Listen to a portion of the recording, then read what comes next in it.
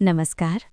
आप सुन रहे हैं बुद्धा सेइंग्स यूट्यूब चैनल, जहां हर कहानी आपको जीवन की सच्चाई से मिलवाती है, मन को शांत करती है और सोच को सही दिशा देती है। गौतम बुद्ध और अपमान करने वाला व्यक्ति, धैर्य, मौन और आत्मशक्ति की प्रेरणादायक कथा। बहुत प्राचीन समय की बात है। भारत की पावन भूमि पर एक ऐसे महापुरुष ने जन्म लिया जिसने संसार को दुख से मुक्ति का मार्ग दिखाया। वे थे भगवान गौतम बुद्ध। उनका जीवन ही नहीं बल्कि उनकी प्रत्येक सीख मनुष्य को भीतर से बदल देने की शक्ति रखती थी। गौतम बुद्ध जहां भी जाते, लोगों ने देखने, सुनने और समझने के लिए उमड़ पड़ते। उनकी वाणी में कोई जादू नहीं था, पर उनके शब्द सीधे हृदय को छू जाते थे। वे ना तो डराते थे, न ही किसी पर अपना विचार थोपते थे। वे केवल सत्य कहते थे, शांत, सरल और स्पष्ट। एक दिन बुद्ध अपने शिष्यों के साथ एक गांव में पहुंचे। गांव के बाहर एक विशाल वृक्ष के नीचे उन्होंने बैठकर धर्मोपदेश देना प्रारंभ किया। धीरे धीरे आसपास के गांवों से भी लोग इकट्ठा होने लगे। कोई किसान था, कोई व्यापारी, कोई गृहिणी, सब उनके उपदेश सुनने आए थे। बुद्ध लोगों को जीवन का एक सरल सत्य समझा रहे थे। दुख का कारण हमारी इच्छाएं हैं और शांति का मार्ग है संयम, करुणा और आत्मबोध। भीड़ मंत्र मुग्ध होकर सुन रही थी, लेकिन उसी भीड़ में एक व्यक्ति ऐसा भी था जिसका मन शांति से बहुत दूर था। वह व्यक्ति स्वभाव से अत्यंत क्रोधी, अहंकारी और ईर्ष्यालु था। उसे ये देखकर जलन हो रही थी कि लोग बुद्ध को इतना सम्मान दे रहे हैं, उनकी बातों को इतना ध्यान से सुन रहे हैं। वह सोचने लगा, यह साधु कौन होता है लोगों को ज्ञान देने वाला? लोग मेरी बातों को क्यों नहीं सुनते? आज मैं इसका घमंड तोड़कर ही रहूंगा।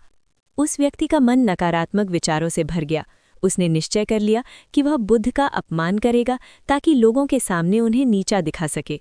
अचानक वह व्यक्ति भीड़ को चीरता हुआ आगे आया। बिना किसी भय या संकोच के उसने बुद्ध के सामने खड़े होकर ऊंची आवाज में बोलना शुरू किया। वह बुद्ध को अपशब्द कहने लगा, उनकी निंदा करने लगा, कटु और कठोर वचनों की वर्षा करने लगा। उसके शब्दों में क्रोध था, घृणा थी और अपमान था। भीड़ स्तब्ध रह गई। शिष्यों का खून खौल उठा। कुछ शिष्य आगे बढ़े, लेकिन बुद्ध ने हाथ उठाकर उन्हें रोक दिया। बुद्ध उस व्यक्ति की ओर देख रहे थे। उनकी आंखों में न क्रोध था न घृणा। उनके चेहरे पर वही शांति थी जो समुद्र की गहराई में होती है। वह व्यक्ति लगातार बोलता रहा, गालियां देता रहा, अपमान करता रहा, लेकिन बुद्ध पूर्णतः मौन रहे। कुछ समय बाद जब वो व्यक्ति थक गया, उसकी आवाज़ धीमी पड़ गई और अंततः वो चुप हो गया। तब बुद्ध ने बहुत ही शांत और करुण स्वर में उससे एक प्रश्न पूछा, बत्स, क्या मैं तुमसे एक प्रश्न पूछ सकता हूँ? व्यक्ति को ये उम्मीद नहीं थी। वह सोच रहा था कि बुद्ध क्रोधित होंगे या तर्क करेंगे। वह थोड़ी देर चुप रहा, फिर बोला, पूछो। बुद्ध ने कहा, मान लो तुम किसी के घर उपहार लेकर जाते हो। यदि वह व्यक्ति उस उपहार को स्वीकार न करे तो वह उपहार किसके पास रह जाता है? वह व्यक्ति कुछ क्षण सोच में पड़ गया, फिर बोला, जिसने उपहार दिया है उसी के पास।